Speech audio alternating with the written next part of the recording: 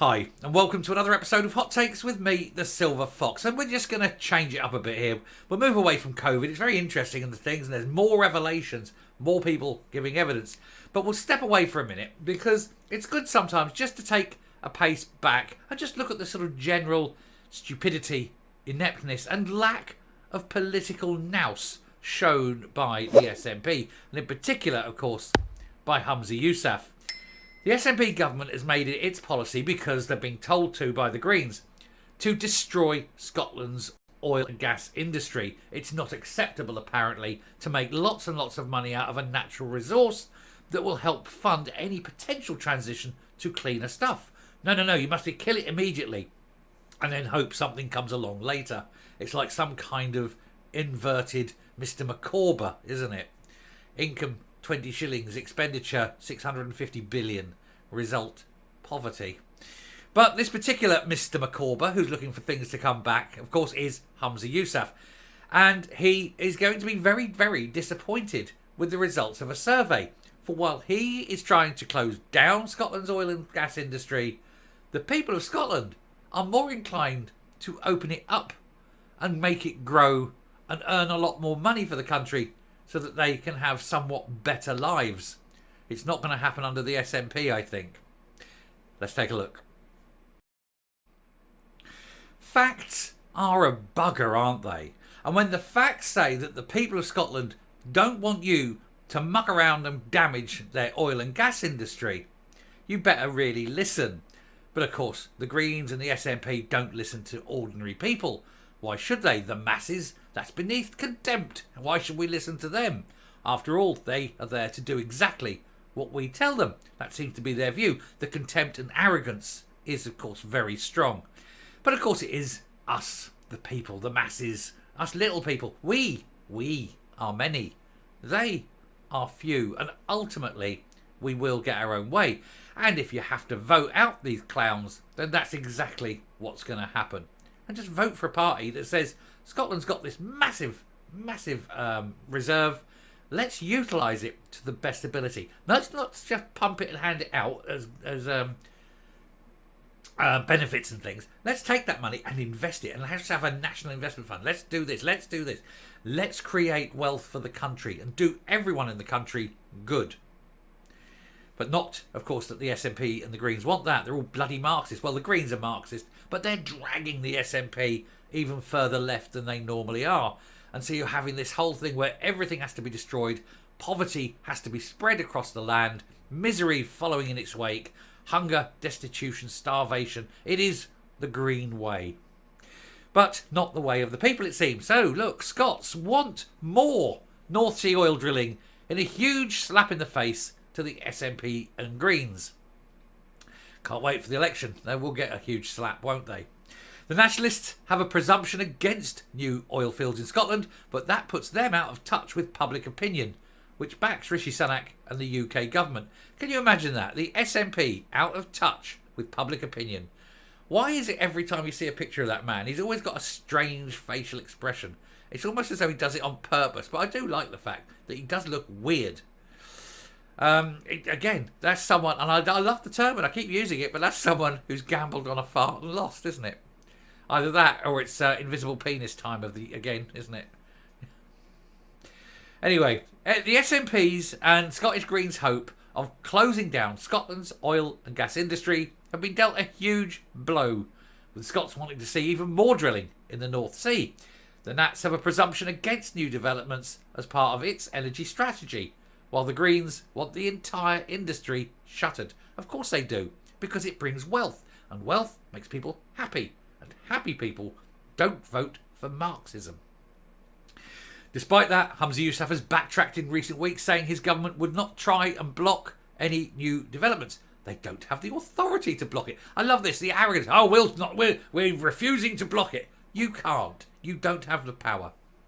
Because energy, of course, is reserved to Westminster and not Holyrood. So get over yourself, Humza. He also said he could be persuaded to back new oil fields if they were better for the environment than importing fuel. Well, yes, because the transport cost alone has got to be better than the environment. Duh. It's not hard, is it? Anyway, A new poll suggests 58... I say it's not hard. It's not hard for the likes of you and me, because we're not stupid. But for the SNP and the Greens, it is quite a concept, you know. Anyway, a new poll suggests 58% of Scots support the granting of new oil and gas licences. So get nearly 2/3, you know, you're getting there. And this is putting Rishi Sunak's UK government more in tune with public opinion. And just 21% were against it, with the rest unsure. So only 1 in 5 against, 2 in 3 for. And Rishi Sunak seeming to be more on the pulse of Scotland's desires than the SNP. And yet the SNP say they are the party for Scotland. I would suggest that that is a lie. Just 9% of people wanted more resources imported from overseas, while 3/4... Well, the argument I would have about importing oil from other places is keep your own oil fields just ticking over and you import everybody else's until they run out. He, with the last barrel of oil, wins. But hey. Anyway, Scots were more split on the presumption against new drilling, with 35% opposed and 32% supporting it. So slightly more opposing new drilling. But on the other hand, how the hell are you getting the oil out when most people want more oil? So you've got a choice there, haven't you? You can't wish it out. Otherwise it would be a wishing well. Hey! Anyway, I'll move on. I'll get me out. Done. Anyway, a survey which was conducted by the communication... funny, isn't it? The irony. I can't say the word communications while trying to communicate. Anyway, a survey which was conducted by the communications consultancy True North also suggested the Scottish Government is out of touch when it comes to nuclear energy. By God, is it? Nuclear energy is clean, it's safe, it's reliable, it is the best way forward. Certainly, the cleanest form that should please the Greens.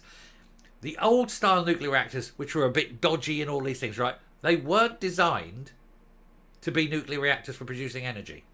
You have to remember the first, second, and probably even third generation nuclear reactors were all designed to produce bombs. Calder Hall, the first. This is the thing. Calder Hall was the first nuclear reactor in Britain, up in the Lake District there, right next to Sellafield, or Windscale as it was then. And it came up then. You get the archive footage of the Queen. She pushed a button. I now declare this open. And then you see a little clock turning over saying amount of energy it's producing. Not at all. It was just somebody sitting there turning a wheel or something. It wasn't connected, and that button wasn't connected. It was already running, because once you start a nuclear reactor, you can't switch them off. It's a big job. It's like steelworks. You never switch off the furnaces. So it was already running. It was just a gesture of turning it on.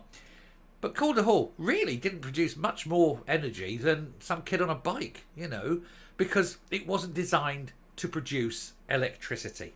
It was designed to make nuclear material for bombs.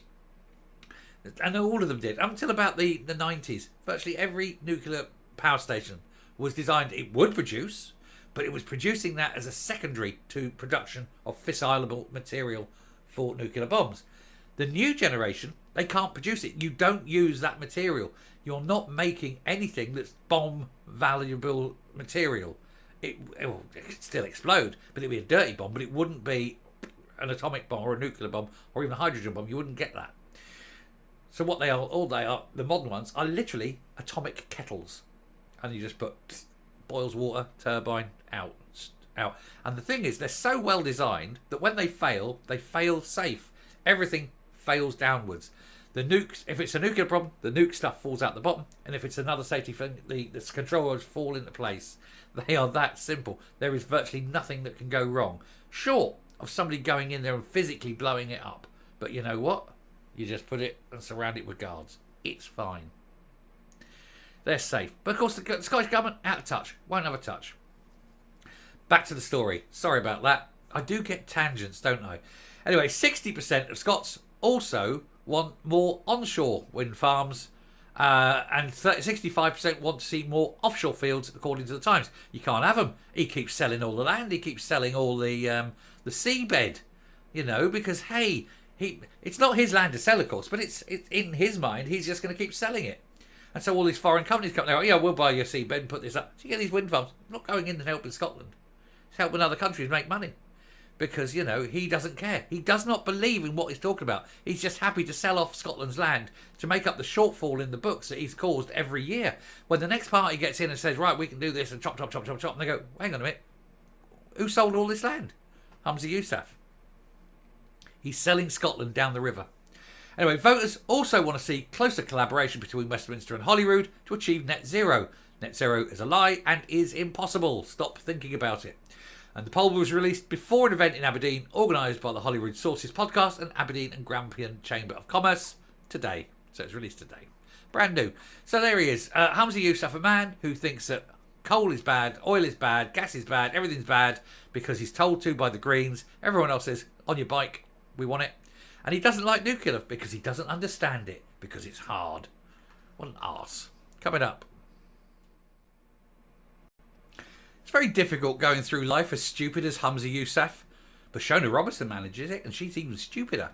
But they're all pretty thick, aren't they? They don't understand concepts. Well, they don't understand that people reject what they do. They don't understand that they don't own Scotland, yet they're selling it off.